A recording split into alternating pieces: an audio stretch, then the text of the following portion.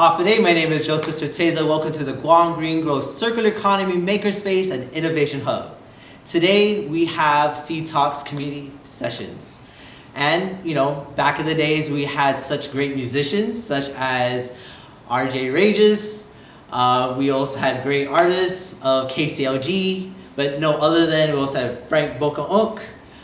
And today we have the new generation taking a step forward to make sure we're continuing the lineage of our island music, our Chamorro music. We have special guests, Peter Cruz, known as Hale, as well as Shiabe Pangalinen. And we're very fortunate to have them here today to talk to you folks about arts, careers in building music. Let's go ahead and move to our discussion, our Seed Talks with our amazing guests. Half a day, guys. How you guys doing? Good. Woo! Half a day! We're gonna try one more time. Half a day, guys. How you guys doing? Half a day! I'm Shiabe Pangalinen. This is Hale, aka Peter Cruz. And born and raised in the island here, playing in the scene, and then we eventually made our way to the States. And actually, Peter moved first. And I did. yeah. Yep. Yep. Born and raised here in Guam as well. I left when I was 20. Moved to California, and we linked up in California a couple years later after I moved. Yeah, it was actually it just so happened I went on tour with DUB and Tribal Theory, and that's when I went with Jason J, and we had a concert together, and then we also linked up during that time too. So Crossing Journeys just made us like, hey bro, that's cool, you're out here now, so let's link up, and then fast forward to the careers that we're doing now. Now Pete's doing his own independent thing as Hale.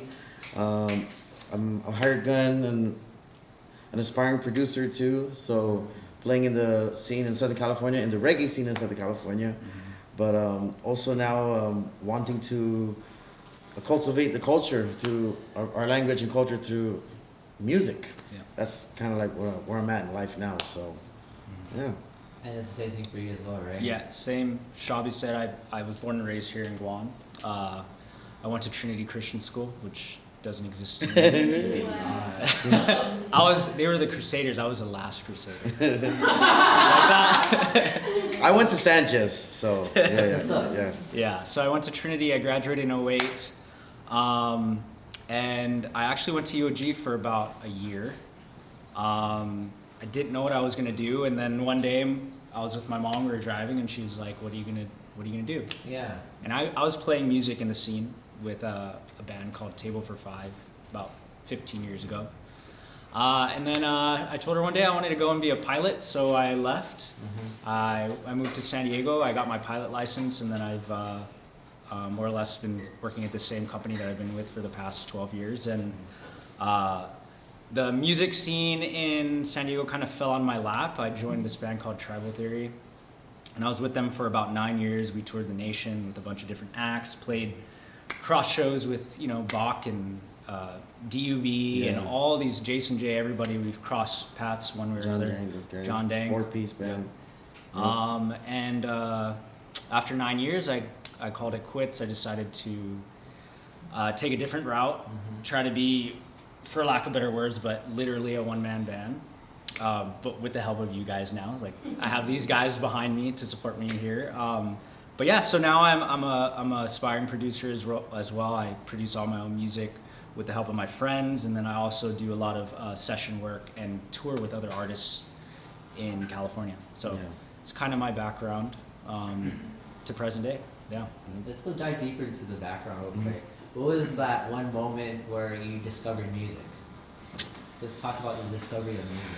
Well, it was always in my family because of my pops, right? Yeah. But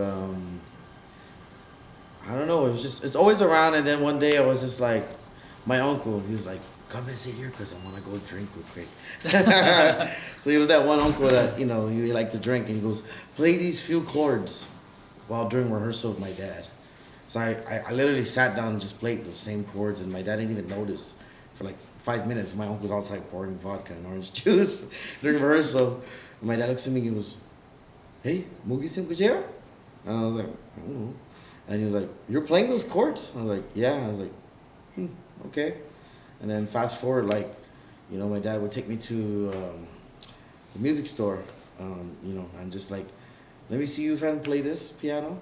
And then I just kind of like went from there. Oh, but I played ukulele too, because my older brother played ukulele. So when you know how it is here, when you go to a barbecue, everybody's just like, "Hey, how did you play those chords, bro?" You know, like that's the thing. They just show you, and it's always around, you know, anywhere you go. So I just kind of like picked it up and just really got indulged into the keyboard stuff and piano. Mm-hmm. Yes. My earliest memory of being involved in music, I remember being my dad's hard body, listening to KC and singing Saipan. I don't even know the words, but that was my first introduction to music. And then around like the age of 13, I tried to pick up drums, but I couldn't do it. Sucked really bad, and kind of gravitated towards guitar. And then I remember, you know, before the bars opened, we would go and like practice at the bars, like in Jigo, like some random bar, and that was how I got my first taste of live music. And I grew up with classic rock, and eventually through my adolescence, I did a lot of metal music with like the scene here. And having reggae as my foundation brought me back into like reggae music as a whole. And yeah, really it was just like Shiabe said, it's being around so many other musicians kind of really pushed you into that direction, and continue to inspire us to write music, perform, and be a musician, you know? I'd say what really pushed me is also too is when I reached like, when I was able to start playing the bars, and I started meeting other people that's my age, and we made a band that was like, all right, we're having fun, we're doing what we love to do, you know, we're just playing parties and, you know, weddings or whatever it was, and it just made you want to get better too, you know? So there was a drive for it. What was your first band? And what's the name of that? Oh man, my first band was in high school. It was called New Wave. New Wave. Yeah, it was a melting pot. Palawans, Jukis, Chamorros. Like we did like we'd do cha-cha, we'd do reggae, we'd do country. Like anybody that could sing would just like jam. Yeah, so it was pretty cool, you know. What was your first band? My first band. I think, wow, this is bringing back memories. I think my first band was called, don't ask me why, but it was called Illegal Leopards. I don't know why that was our name. And then after that, we had a band called Bim Bim Salabim, Rockabilly. But Illegal Leopards, that's so funny. Just bringing back memories. We played a lot of like new metal, like there you go. 3 Days Grace and Trapped. I don't know if you guys are familiar with that, but that's kind of my transition from classic rock to metal. Yeah, but that was my first band. But yeah. So knowing that we're understanding your first taste of music to your first bands. Now let's start looking at the career part now. Like when did you realize music was now becoming more of a career, and how did you manage your musical art and now evolving it to be more musical career? For me, I think I tried 3 times. The first time I went to school for EMT. I was like, I'm going to become EMT. I passed. Then I just got really busy gigging, like just putting in the work, you know, playing with all kinds of musicians. And at the time, you know, playing with the band Stay Tuned I grew up playing with. And they weren't only playing reggae too, which was cool. So we were like a universal band. We play all kinds of styles too, you know what I mean? And then I actually, when I moved to the States, I actually was like, oh, okay. Well, sorry, let me pedal back a little bit. I didn't become an EMT because I was too busy gigging, and I missed you have like a year to take the test, and yeah, obviously I didn't do it. So, and then fast forward, I tried to go to be a medical assistant. I really liked the medical field because that my pops was sick, and I enjoyed helping, you know, and so I really liked something in the medical field, and then tried to do medical assisting, but again, I got too busy. Like, you know, I really was like, I want to go play this gig, but I got to go to school tomorrow. You know, it was just hard. I'd rather play music. Lastly is when I moved to LA. I said, okay, I'm going to do it. I said, okay, let me find something. And then I got interested towards X-ray technician. That didn't last. Within 3 months, I got asked to go tour to Hawaii, and I'd never been to Hawaii like that. And I was like, really? We're gonna tour the 3 islands? Yeah. So are you free this time? I'm like, dang, I just signed up for school. You know what I mean? So yeah, and then that's when I knew like, okay. At least I tried, something, and that's what really pushed me towards music. Yeah. I think mine was being involved with Tribal Theory. We had the opportunity to throw our own show at House of Blues, which is like such a big venue. Like it's a corporate venue in the States. And we sold it out back to back, like both nights. Yeah, so that was huge for me. That was a big milestone. And then shortly after that, we went on a nationwide tour with a band called the Expendables. And that's kind of when I knew like it was time to take this a little more serious than it's been for the past, 5 years at that point. After leaving, I had the experience of touring and the experience of performing with other professional acts, playing festivals and stuff like that. So we had the live situation down, but I wanted to cultivate my production and to continue to write music, but also music that inspires me, and that inspiration comes from here.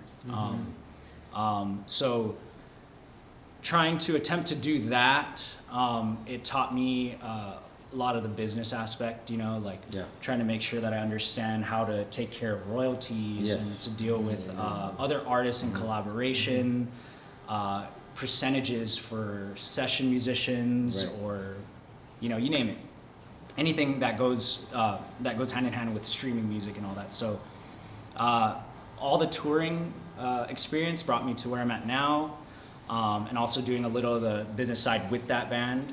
Now I'm here trying to go through the ropes and figuring out as we go, but it's a good experience so far.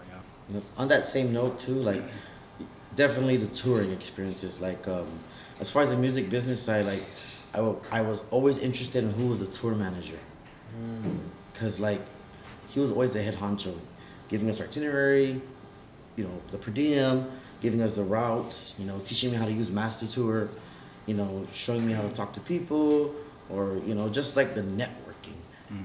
Okay, we did this tour, now we're available to get this tour, or if we at least cap 500 people with this, we're gonna definitely get the bigger stage, and now we can sell out 1,000. You know what I mean? The touring really put perspective to me about like the business side, and it's just from anything, just from like how much percentage when you're selling in your merch, what does that pay for, what it can pay for, the percentage of like on the road when you're travel, all that stuff, logistics, that all ties in at the same time. So the same thing what Peter was saying too, like I'm in the phase right now where like I want to hone into the producing side, because being able to play with all these big acts and festivals is cool. But I feel like what's really fulfilling for me is every time I came back home, or every time I came back to like the culture, or like where I'm from, like just finding myself and who I am, it's more fulfilling for me to like, I'd rather back these, I don't know who's watching this, but back up my own people, man, like straight up, like from the islands. I played a festival earlier this year. It's called Cali Vibes. It was One Love, and it's so funny because our other partner Austin, it's like he played first, or I played first and he played. When we got off stage, we like slapped hands, like, hey, tag, you're next, or vice versa. And like told myself the next time I'm on that stage is gonna be an artist from back home. So what did it feel like? You guys are creating community now that as folks of the Mariana Islands. What was that first gig that you were able to say, hey, let's go bring in more like Austin and Saradu? What did it take to bring our own folks into the fold of playing music festivals out there in the United States? Because it's rare opportunities, but you are the ones providing the opportunity. So what does it feel like? Knowing that there's other folks who want to break out in the scene and you're that support. I think it's just staying tight knit with your community out there, right? Because we only really have us to really like for example, like Shiabe plays keyboards, and he's very good at it.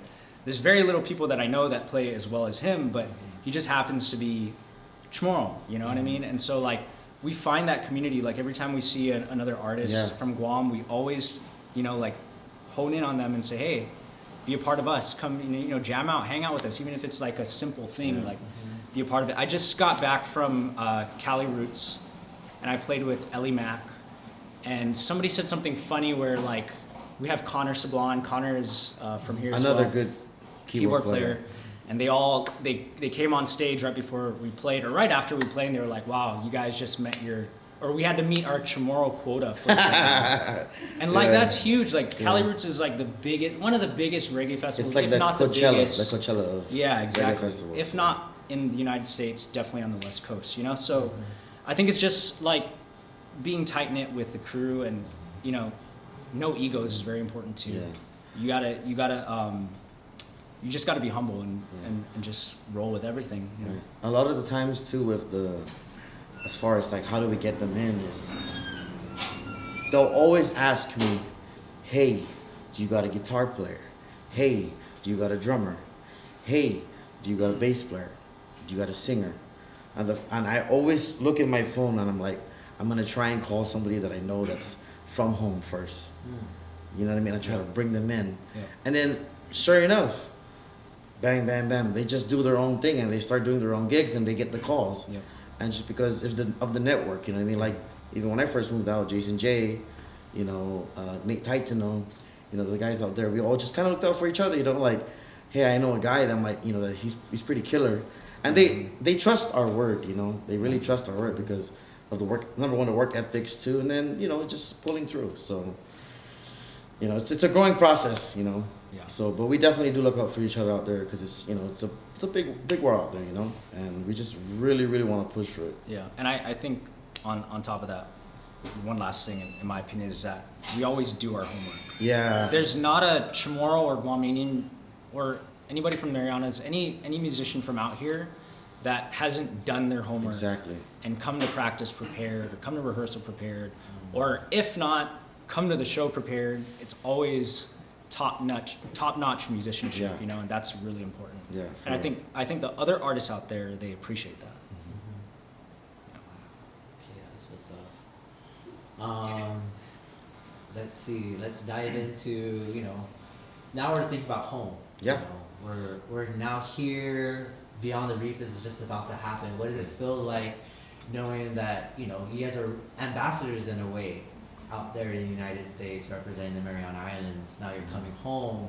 You know, what does it feel like to be playing at home after doing a, you know, good amount of work out there? It always feels good. Like it's recharging my batteries because, you know, sometimes I'll call them and be like, damn, I'm so burnt out, you know, like just the grind, and then actually get the chance to come home and play a headlining set with an artist from here. Some of the most fulfilling moments in my life, like out of all the stuff that I've done touring, and because it's not only with the people that you know, it's the people from home that I grew up with, and we're doing what we loved for all these years. You know what I mean? Seeing each other's growth, that's really fulfilling for me. You know? Shiabe was at my house last year. Oh yeah. And we were just talking, and like for me, most of the people that, if you listen to my music, a lot of my inspiration comes from my culture and from our island. And I was telling him that like one of my biggest goals is to perform on Guam as Hale, you know. And we were talking about it a year ago, and we were like, how are we gonna make this happen? How are we gonna do it? And fast forward to a month ago, we get a call from Frankie McJohn. He's like, Jason J's coming. Do you want to come too? And I was performing with Jason J already, so. Yeah, it's amazing. I'm just so happy that for all these years and the culmination of all this music that we've been creating, to be able to play it here in front of everybody is probably the biggest goal that I had or wanted to achieve, and it's about to happen. Also, like what I learned out there in the States and being able to bring it back home and introduce it to my friends and family. That's cool. The music, I mean, just knowledge in general. Whether it's music business, or like, you know, stuff like that. Yeah, let's go dive in a little bit more into the music business side. You know, what are the main things when it comes to, as a musician, you know, what are the main things for a business as a musician, actually? So it's really simple. It's really, really simple. Have a good attitude. Have good communication. Okay, and do your homework. Nobody wants to hire somebody who has a bad attitude. Or let's say you go on the road for 3 months or 4 months, or they hire you to do this, and nobody can get along with you. That goes a long way. That all it takes is that one bad apple. But I don't want to, I don't want to do that with so and so and so and so. You know what I mean?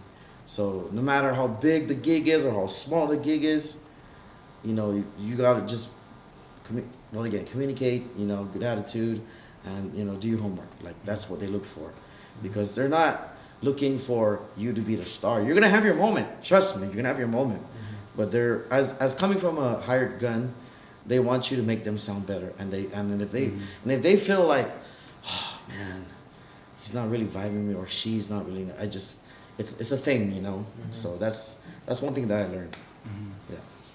Yeah, he touched on all those points. I guess generally speaking, good work ethic is really, really important. But be personable too. Like rub elbows with people. Yeah. Share your culture, because if you don't share your culture, they don't really know who's this guy from. Like, I mean, we've seen it all the time. But like, that's when like they really like latch onto you, and they're like, oh, Guam, and where you come from, and all this. And I think that is, if not in one way or another, part of the reason why they continue to call you back is that they're intrigued by you as a person, but also everything else. Yeah, and not just only in the reggae scene where we're coming from. It's spread out.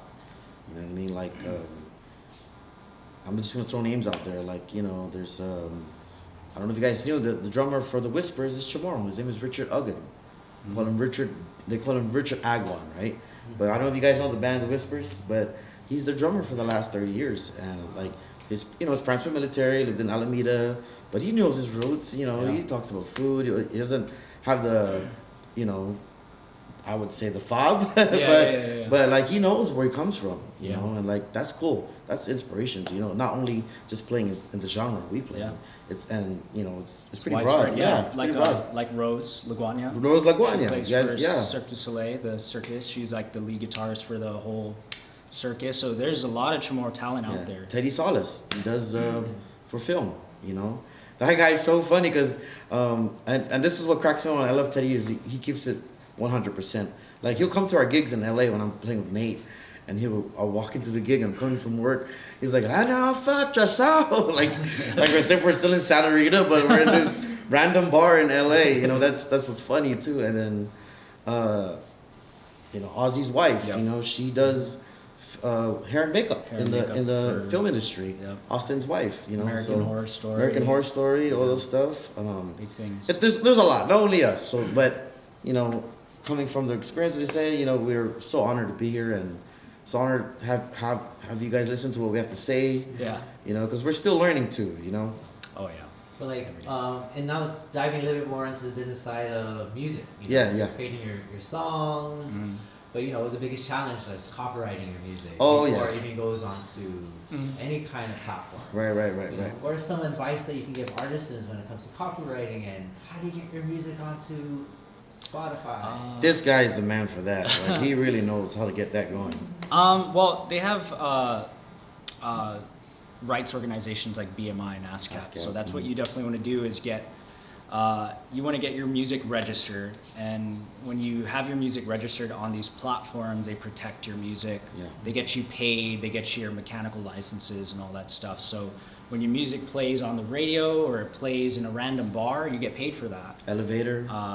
Exactly. Anywhere. So wherever it's playing, you get paid for that. But there's also a different side to it now that we live in a digital world. You have streaming platforms, and you got to push that to the streaming platforms. And there's thousands, not just hundreds, but there's thousands of streaming platforms. So distribution is really important, because you can use these umbrella companies that will cover every single streaming platform, TikTok even, Instagram, you name it. So Spotify, YouTube, everywhere.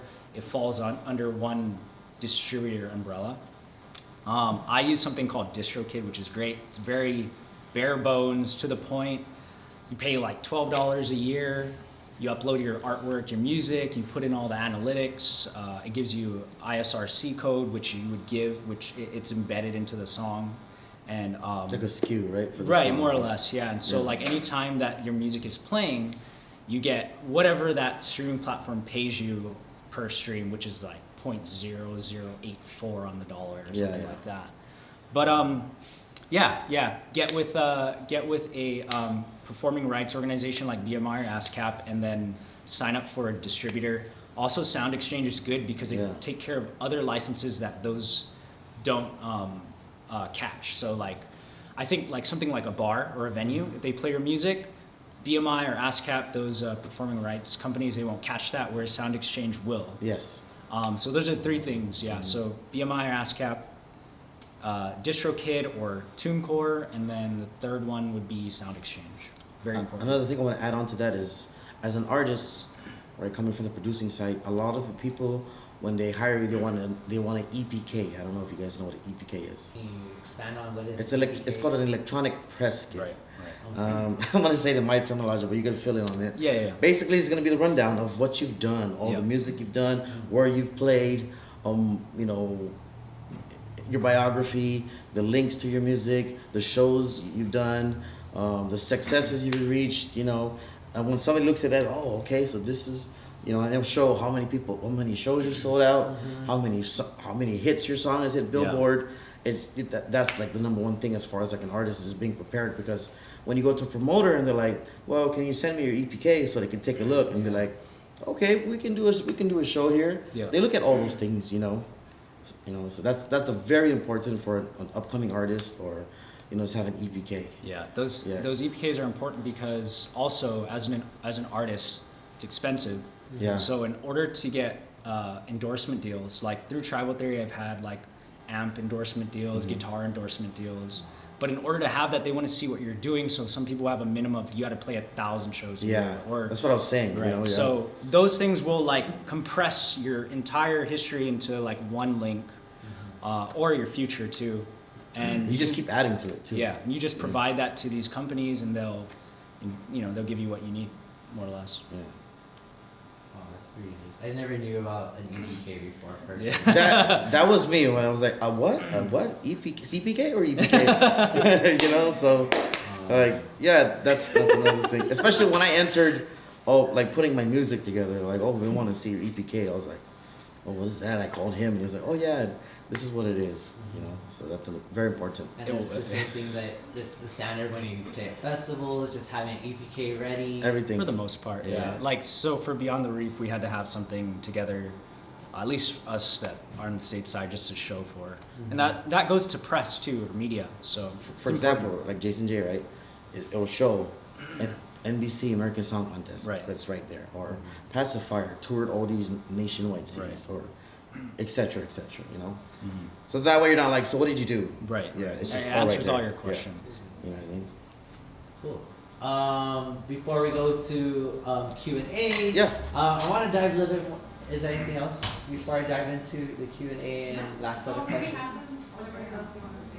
Okay. Before we go, this is my first. I just want to ask questions. Yeah. I have a little interview after. Sure. Yeah.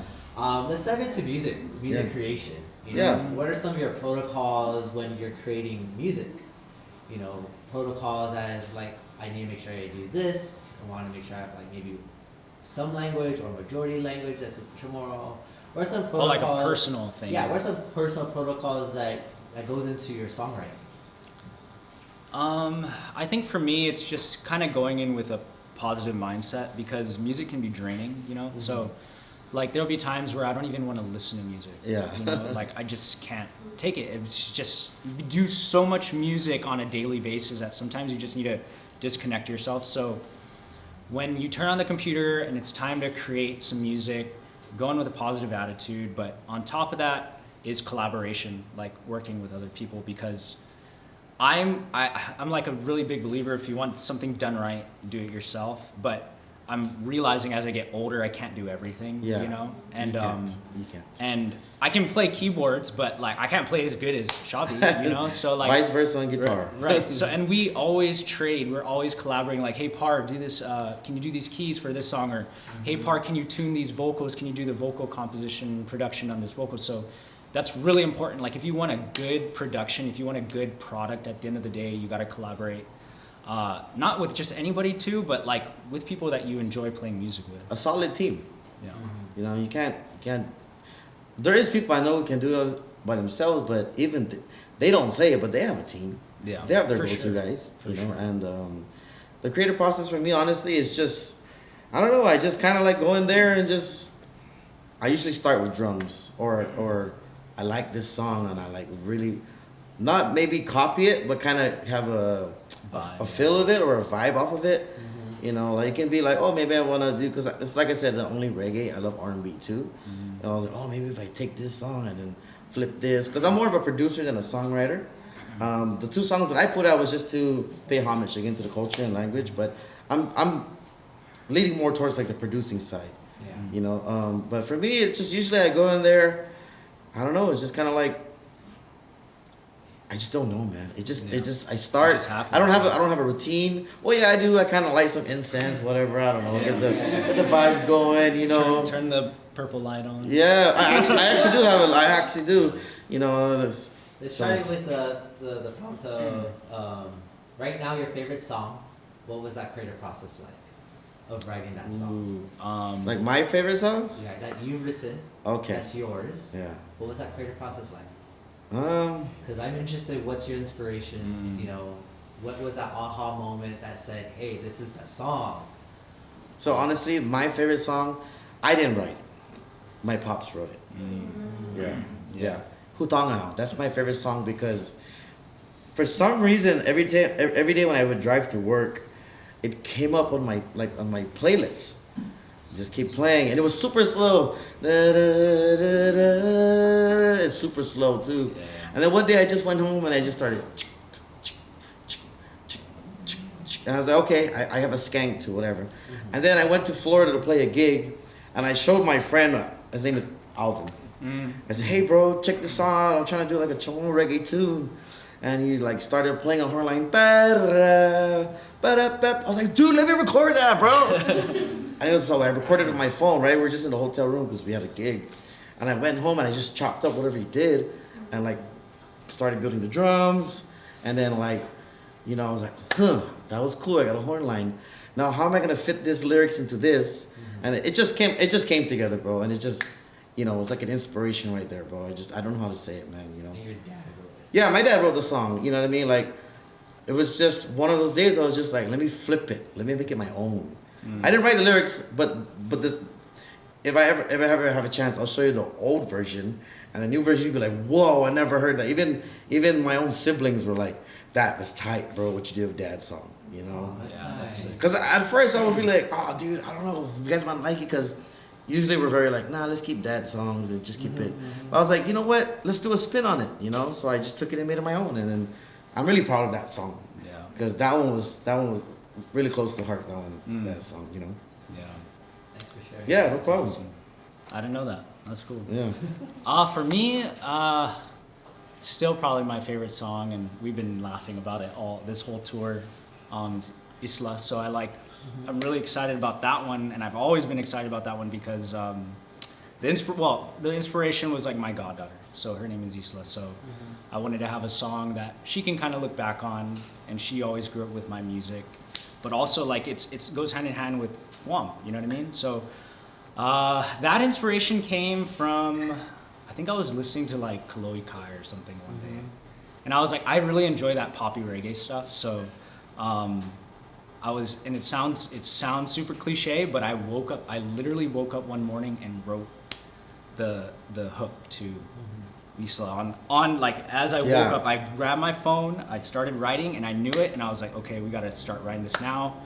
I called Josh Namalik, who's like a really close friend of ours, and he did a lot of the production and singing on that too. So sometimes it just comes. Like it's hard to say when, but I just kind of find who inspires me, what inspires me, and just kind of let it flow. Yeah. And it is what it is. Yeah. And I always tell people too, like, as a producer, I feel like the worst beats or stuff that I make is the most that people like. Yeah. You know what I mean? It's like, I even have a folder that says trash. You know what I mean? And then when people come over or just who I'm working with, like, I'll click it, because even like the song I was talking about, I just didn't like where it was going, and I just kept working at it, and then I stopped. Then I worked at it again, and then finally the saxophone was what glued everything together, like, and that's when I was like, oh, that's it. You know what I mean? Yeah. So. Thank you for sharing. Yeah, that. no problem. I think that's pretty awesome and pretty critical to like the creative process. I'm one artist who loves creative process, so I value those stories as well. Yeah, absolutely. But you know, I cannot be the only one to ask questions. Yeah. I think at this moment we can open up to the community if they have anything interesting and cool to ask or comment. Will there be I any? want to say a comment. Oh, yes. What's up? You talk about how you trying to enter the medical field. Yeah. And I just know a lot of people have really walked away from creative professions because of that commitment to the medical field. But this comment is like, you instinctively still leaned into music every time as a priority, and I think that's such a good example because it, like, in those 3 instances, it's just like music's just calling you. Yeah. And I was like, wow, like, why fight the universe when it's like you belong in the music field? So I think it's really cool. Thank you. And you know, to be honest, there was times where I felt bad, like, oh, am I gonna let my parents down? Am I gonna, you know? I mean, not that, you know, it was a thing, because you know my father's it's in the family, right? But it was just like, I'll make it work. You know what I mean? I'm happy. That's what that matters, you know. And then the fire just lit even bigger, and it just made it more like, you know, like I said, like I just love it, and I keep doing it. You know, even if when it gets hard, how many times dude I want to go home, you know, like that. So, but thank you, I appreciate that. Yes. Yeah, that's awesome. I mean, my pops is here. My dad's right here. So. Hey. So, yeah, that's my dad. Yeah, that's Peter Senior. I mean, we've honestly, like, we've had our bouts of, like, you know, just being a parent, like, you got to do this, you got to do that, you got to join the military, right? But I think we've come to a point where, like, I think I'm at an age too where, like, they respect that, like, this is what I want to do, and this is like my calling. Whether I make a lot of money or not through it, like, I'll be able to support myself one way or another if I have a family, this and that. But I think there's, like, now a level of respect that regardless of what you do, as long as you're happy, like, that's really important, because at the end of the day, it doesn't matter. You know? Yeah. And to be honest, guys, like, me, Peter, still have a daytime job. Yep, 9 to 5. 9 to 5. Like, I've been doing music retail for 15 years. And the reason why I work at Guitar Center, and then when I was here, I used to work for Yamaha. Yep. And the reason why is I try to find outlets that still involves me in music. Yeah. Even if it, like, maybe the gigs are not making me money, but I'm going to make money here to help, you know, we got to live, right? We got to support our family. And, like, that helps me get better too, like, oh, this is how you do it, this is what it's like, you know. And going back to wanting to be in medical field, it made me better being in customer service, so like being a salesman. And you know, when somebody comes in and like, how do I start a studio? I got you, you know, like that's what I enjoy, you know. When they come back, hey man, I appreciate you, and no problem. Or vice versa, like I'm on the road, you know, and there's a touring band that comes in and they're fresh out, just want to be on the road. What do we need? Okay, you're gonna need this, that. You know, so that's very, like, I'm passionate about that too. Yeah. So I think that kind of balanced it out for me wanting to help people. Yeah. Is the customer service. So yeah, it kind of worked out, you know. Yeah. So yeah, same for me. I'm in aviation software, so I deal with pilots. Why are you laughing? Oh, you didn't catch that? It's random. Yeah, but see? I'm in aviation software, and I deal with pilots every day. But I'm passionate about aviation too. So when I wake up and I work from home after, you know, through the pandemic, like, was our most profitable year in 50 years. So to be able to do this job and work in a leadership role at work, but also do leadership with music, like, I get to wake up every day and do what I want to do and not have to worry about the next paycheck. Just enjoy life and play music and do what I want. And it helps me not be burnt out from music. Yeah, exactly.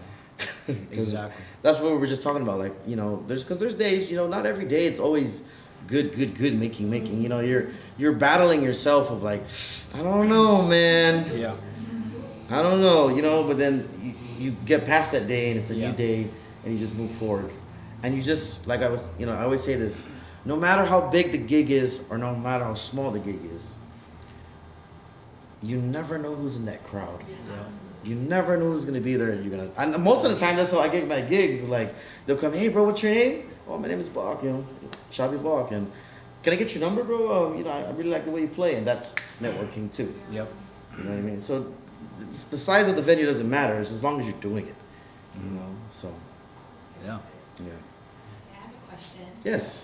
Okay, so P mentioned that he was with Tribal Theory for 9 years, Uh-huh. and you came to a point of your life and you wanted to transition from live music to cultivating a life in the studio. Yeah. Mm-hmm. So could you both describe that moment and what led you to that point where you're just like, okay, one day and do your own Yeah. thing? Pete, you should go Yeah. first, bro. I'm not gonna talk down on anything, but I mean, I get that question a lot, like what happened, right? And so a lot of people ask, like, Tribal Theory I would say is fairly well known on Guam or in Marianas, and I just think that the drive wasn't there for me anymore. I think the music took a turn where it started to become less reggae and more mainstream, and a lot of people don't know this, but a lot of the music that Tribal Theory wrote, I did a lot of the songwriting for, and I don't talk about that a lot, so. He keeps it humble, this guy. I didn't feel creative anymore, and I wanted to have an outlet where I could do whatever I want, when I wanted to, not when this person said, you gotta come to the studio now, and we gotta be creative right now. Like for me, like being in the studio with people and they're like, play this guitar line, good luck. Like, I'm just not in the right headspace to do that. So to be able to do it on my own, but also be collaborative remotely or with people when I'm ready to do that, that's kind of what pushed me into that. But it came to a point where I wasn't creative anymore. I felt like I was just doing this to gig, and I agree. When there's no more passion, there's no more fire, then what am I doing, Yeah, coming up on that note, he's on that. On that note is same with me. Like, man, I counted it actually. It was like 40 different artists I backed up in the last 8 years. That's 40 different set lists, and like, it was coming to a point where I was like, it's starting to be, it's not fun anymore. It's not, I'm like, who am I? I'm just a keyboard player, or I was just, again, it was like I said, left turn, right? Like, Yeah. you're like, okay, I don't know if I want to go that anymore. I think I want to just kind of find my own way, and then that just led to me like, maybe I want to open up a studio, and then just going to sessions with him and going with them, and like, hey man, I want to just try making my own music, and like, I mean, yes, we still do work and stuff like that, but I felt like also just my time, my personal time, where I'm putting my eggs in what basket. Is it gonna benefit me in the long run? Yes, maybe not. Also, just like, what's self-fulfilling for me? That's where I'm in life right now. Like, after all the years backing with these guys, like, I get to choose and where I want to be as far as like in the music and what music I want to play and who I want to play with. After just constantly playing, which is okay because I feel like, maybe late, but I'm starting to feel comfortable about my own self and in my own skin. That's how I feel. Yeah. So my journey is a little bit different, or a lot different from a lot of people, but I tell them, I said, just be patient, because when your time comes, you won't even expect it. Yep. You're gonna be like, man, life is, and then, hey, what's up? Oh, Here's the biggest gig of your life. yeah, exactly. Yeah. So far. And then after the biggest gig of your life, wait, so I want more though. What's next? So that's why I always say this is more fulfilling for me, and then, the music's gonna linger for a long time. So yeah. Good answer. You had a question? Yes, I wanted to build off of her question. So since you're working remotely now, you're not pressured to like be creative when you have to be creative in a sense. Yeah. Do you feel like you've found like a more specific path of like genres and styles that are more authentic to you, or do you feel like you guys are able to like go more crazy and discover more like sounds? Oh yeah. Yeah. Yeah. Or Yeah. I think we both individually have a style when we write, but there's still something I'm still trying to like hone in on, and I'm trying to find certain things that like inspire me. Like I think I create like poppy reggae. I guess you would call it that. But I have a desire to make it a little bit more rocky or something like that. So now, working from home and doing stuff like that, I have more time to dedicate to that. When I'm not working, I can go and discover new music and try to apply it to my production. Right. Same. Same on that note. I obviously love island reggae, but I love R&B. Like that's, you know, these guys always tease me. They're like, "You played on that track, right?" Yeah. Because I played those chords. I was like, "Yeah, that's me." And that's kind of like the, you know, that's where I'm at. R&B and island reggae kind of infuse it. Yeah. You know, that's my favorite. You know, and I make it my own style. You know, so but it's cool too, because like on that note too, you were saying like we actually have another friend, a really good friend, Patrick. Yeah. This is a young, amazing producer. He always puts us. We're all producers that come together, but he always challenges us too, which I like. Oh yeah. Yeah, There's so much. and we fun. challenge him too because he's not a reggae guy, right? Yeah. Non-reggae guy. So we always it's cool and it makes us better. So, you know, I think that's where it helps us elevate each other. I want to say and get more creative. For sure. Yeah. For sure. Can we nitpick? Oh, okay. Go. I think during COVID, a lot of people like experienced all kinds of different blocks. Oh, yeah. Block, writing block, music block. But you guys talked about like how sometimes you need that break from music to go back to music. So I just wanted to know what your outlets are, or what do you do when you're having creative block, or what's your inspiration? What like not related to music that you kind of delve in to kind of stay inspired or want to create? That's a good question. Well, pandemic aside, like what I love to do is to travel. So if I can get away just for a little bit and just like free my mind, and like exercise, you know, just standard stuff. I'm into Pokemon cards. So like that's like my side hobby. Like you ask my dad, like my dad was like, "Lanya boy, how much Pokemon cards you like?" Matter of fact, I even sent him a picture. Shiabe sent me a picture. He was at a store and he's like, "Par, they have them." Par, I found it. I was like, "Thanks, Par." But yeah, things like that. Me is fishing. I love fishing, even if I don't catch.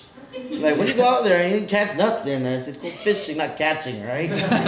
But legit, like just me out there, just like not even thinking. I mean, of course, I'm like, yes, I want to catch today, and you know, spend all this money on rods and stuff. But like, I always feel like the more you pour out of your cup, you gotta pour back in. Does that make sense?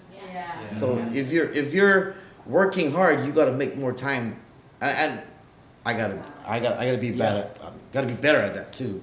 Balance it. You know, the more you creative, the more you gotta go do something that helps you be more creative. So every time I have the chance, whether it's an hour before work or you know, like a lot of times in the States, I go freshwater or salt water, wherever it's close. And you know, it's funny. Even when I would go on tour, everybody laughs at me because I brought a fishing rod on the bus. They're like, "What the hell is this fishing rod?" And they'll see me like mapping, like let's say, I don't know, we're in Florida. I'm, "Buck, what are you doing?" "I'm trying to find a pond so I can go fish before the set."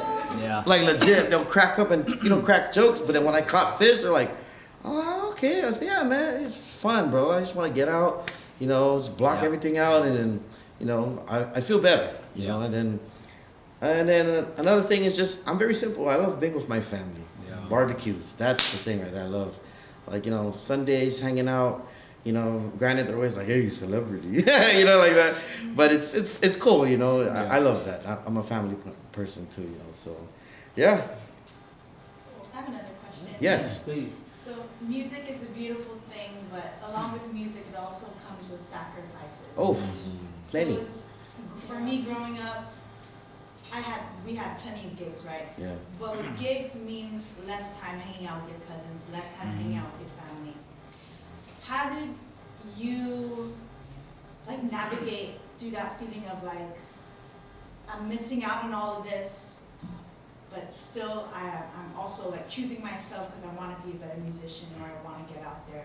Like how do you deal with that as a musician when you want to hone in with your craft, but then you also got loved ones waiting for you or wanting to be around you? Yeah, it's hard. I mean, this is like a perfect example. Like when I come home, I try to come home because my mom still lives here, and I try to come at least once a year.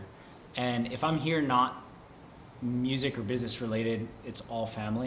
And so this is a perfect example of like, you know, as you know, like we're sound checking, we're doing this, we're doing all that.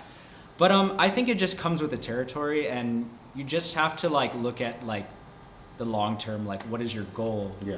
And if you have people behind you that support you And understand. that this is, you know, this is a lifestyle that you chose, they're gonna back you no matter what. So for me, it's like I have a strong foundation. Yes. My family, you know, people back in the States, like my friends and girlfriend and all that stuff. So if you have that core, that strong foundation, and that family that's going to support you and your friends, and I think it all falls into place. And that's for me personally. I'm gonna say the same thing too. The one thing that I've learned, and I'm not good at it. I mean, I'm still learning. Is communication. Mm-hmm. You know, and I'm the type of guy like, oh, you set a gig up, no matter how big or small it is, you got to do that gig. Unless, of course, it's like, you know, but then communication and also learning how to say no. That's the hardest thing for me. If I know, like, they asked me before that, you know, timing wise, then I'll be like, oh, I can't. I have a family thing, you know. And then also to, like you said, a background. Like, I'm blessed for my other half and my family. I mean, obviously, since my dad and my mom kind of knew already, you know. But, like, my other half and just my family, I always tell them, hey, guys, you know, sorry, you know, this is, like, I'm working, but, you know, I'll make time to come and see you. Even if it's just a phone call. Mm-hmm. Like, every time I'm in a city, hey, auntie, hey, boy, how you doing? Are you going to come over? No, auntie, you know, I just wanted to say hi. I'm sorry that I can't make it, but I just want to let you know I'm thinking about you, and I'm here for work, you know, or, and they all know that you're working, you know, especially, you know, like, they understand what you do, you know, but just communication, and it's hard, trust me, like, but I have a strict rule. I never go Thanksgiving or Christmas. Mm-hmm. Nope. That's a strict rule. No matter how big the gig is, I just don't. I just don't want to go. Like, the family is huge. I mean, maybe there might be one day, but in my career, the last 8 years in California, I don't go when it's like, I mean, I've cut it close, but not the week of Christmas or Thanksgiving. I don't know. Does that make sense? I think the goal is to get to that point where you can bring them with you. Yeah, that too. And have that Christmas too. on the road. Yeah, or wherever we're at, you know what I mean? So, yeah. Yeah.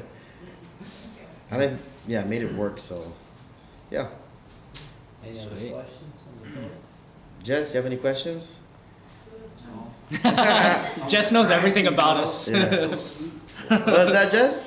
So for the Christ scene, because the stories you guys are telling is just like, it's inspiring, and I know a lot more about, you know, his upbringing with music, you know, being in the same band, and touching. Yes. Yes, Jess. Let's have fun with you folks. I'm interested, since you guys say you can nitpick each other a little bit. Yeah. Can you articulate each other's style Can I? in music? What do you mean articulate? Like? Because now how you were just mentioning, oh yeah, I can hear Oh, okay. Brooks', keys right there, you know, that's that signature. Oh, yeah, we can definitely tell. Can you articulate each other's signature? Yes. Yes. Yes. Yeah. Can you describe it to us? For me, it's his R&B. He plays like a lot of R&B type chords and types. So like we were just talking about like Jason's. We were doing a bunch of rehearsals with Jason. And before we left, I was like trying to learn all the music at home, and I texted him. I was like, Par, you wrote this song, huh? Because I can't learn it. It's hard. So like, what are the chords? Like, yeah, and I know like when I hear the chords, and it is articulation. The way he articulates notes, you can hear Shiabe. Yeah, same thing with Pete too. I can definitely hear the rock background, but I can also hear just the style he plays, the vocabulary he says. That's his style. You know what I mean? Like you can like when you hear the radio, you know who's Willie Nelson. Oh yeah, you know who's JD Crutch. You know, and so, because they have that very distinct sound. But yeah, I think a lot of us is like that in the community. We kind of like know, and you know, and we pick like, oh, I think this person might be great for that track, or so and so. You know what I mean? That's what we do too. Even like Jess, like when we were he was playing at Linda's, and my dad's like, I love his snare. Yeah. And like, yeah, you know that snare. Like we were sound checking. I was like, I love Jess's like the musicality behind his drumming. Yeah. Same with Kay too. Oh yeah. Her We were just vocals. telling her today, KPV she's my favorite vocalist. Me too. Flat out. Sorry. One thing that blows me away again is the homework, right? Like the expectations, like, and the honesty, like, oh, I don't know it. Instead of being like, yeah, you know, you don't know it, but she shows up she kills it, and she asks questions. I love that. Yeah. Because that's me. I'm not gonna go there and fake it. Yeah. I don't know those chords. Can you show me, please?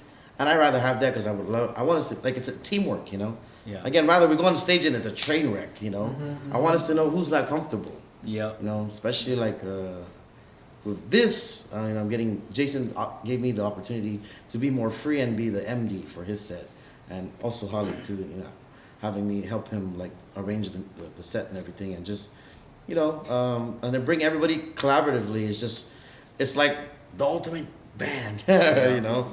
So. Exactly. Any other questions for folks? Well, I just wanted to talk about how this is an audience of creatives. So you have filmmakers, small business owners, Very cool. musicians, dancers, Nice. actors. So you guys can relate then. That's awesome. Yes, guys. That's awesome. And then the girl that just left, she was the top hire on Wednesday. Cool. So when you were saying that find a job that feeds she talked about let your day job feed your daydream. Yeah. I like that. That's exactly what it is. Yeah. That's exactly. I mean, like for me, like, don't get me wrong, I love my job, but like I wouldn't be able to buy all this musical gear without a Same. job. You know what I mean? Yeah. And these are crucial for our music. You know Yeah. what I mean? So yeah, it's very important. And it's just that I feed it. Yeah. and it's another step to the process, you know? Yeah. Who knows, you know, until we get to the point where we're like, okay, you know, Let we're gonna make the music do it, decision and yeah. just go Full for force, it. You know what I yeah. mean? But like I said, me and Peter were like the few guys in the band at least that like we work full-time jobs because we enjoy it. You know, I love customer service. I love helping people, and it helps me balance my life with music too, you know. And that's another thing too of K is like, how does your work handle it? I'm in a good spot with my Yeah, job, same here. you Yeah, know. yeah, So like they're you know that's another thing too. You know, if you make it work and you know it's gonna work, it's gonna work. Yeah. Yeah. Mhm. Yeah, for And- sure. And yeah. So in terms of like moving forward, what are your aspirations in terms of music? Whether you're in the United States or music in the Marianas, Mhm. you know, what is your aspirations in those two fields? This was definitely one to be here and play for sure. I think the next step is go back, and I have an EP slated to release August, September, around that time, depending on how the schedule goes. But probably just write more music. Like that's always the long-term goal, is just keep pushing music out. Like if you have it, put it out, you know. Yeah. And eventually like tour. You know, I would love to go back and tour in the States, but right now I'm just being present. I'm here. We're performing tomorrow, and I'm just enjoying it. You know, like playing in Saipan for one was very cool as Hale, but also playing with my friends, playing for Jason J. That's it's been one of my goals forever, and we're doing it now. So I'm not worried about tomorrow yet. Yeah, I really want to push the music movement. That's my goal. And I told myself when I was at that festival, the next time I'm on that stage, it's gonna be a full band from the Marianas or Guam. Full on. Backup singers to everybody. It's gonna be everybody. Because when I see it and I see J Boog and all these guys, they're all from Hawaii, except for one guy. I said, if they're gonna do that, I'm gonna do that one day. Yeah. And I don't know, that's just me, you know. I always speak, and I speak into existence like, you know, I would say, oh, one day I'm gonna tour in the bus. And I really thought that was like, you know, nothing. And then when I really got into it, I was like, dang, we're in a bus now. Like, this is crazy cool. With beds. Yeah, with beds. No more sleeping. No more sleeping in the vans and going from state to state. And you know, it's. Don't get me wrong, it's part of the journey. But when I would say those things, oh, I'm gonna go and play at that festival. Boom, you're gonna play at that festival. Yeah. Then you're like, now what? And the last one I did, I was like, it was cool too, cause the last one was the Cali Vibes, right? Was Right. From One Love, All and right. then was the Cali Roots. When I get to see him, I get to see Connor, I get to see Cam. Cam, Kanata, Yeah. all the boys from back home are all just like hanging out, and everybody's like, oh, there's the Guam squad over there, you know, like everybody knows, and like everybody in the reggae scene, they know The Guam crew. the Yeah. Guam crew. There's Jason, there's Austin, there's Nate. Yeah, I Like think that's what's cool to me.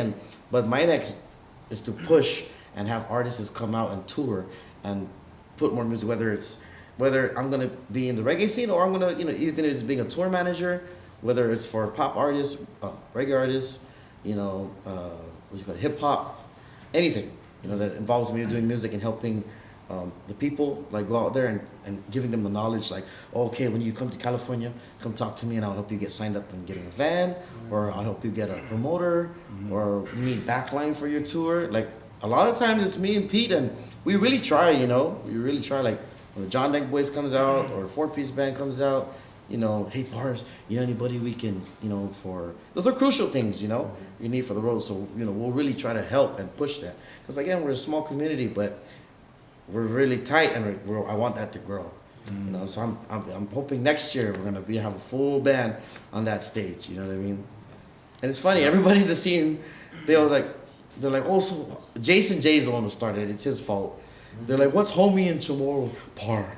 Like that. So everybody in the scene, everybody says either Chelu or par. We have all these Hawaiian cats and Samoan cats. Like everybody says par, and I'm like, what the? Yeah. And it's because of these guys. I was never like in that like scene initially, but now everybody says par. I'm like, you're from Tonga. Yeah. It's not okay, par, that's cool. It's toko. Yeah. But so that's the goal. And then more music too. Collabs. That's my goal. Yep. Yeah. And we're almost towards the end of our segment. I want you guys to end us off in the segment, whereas your audience who's gonna be watching this is our folks here in Mariana Island. Yeah. If you can just leave them off with some good wise words, to inspire them, by all means, please give us some wise words to send off for empower our next generation. Yeah. Just keep dreaming. Just keep dreaming. Just do what makes you happy.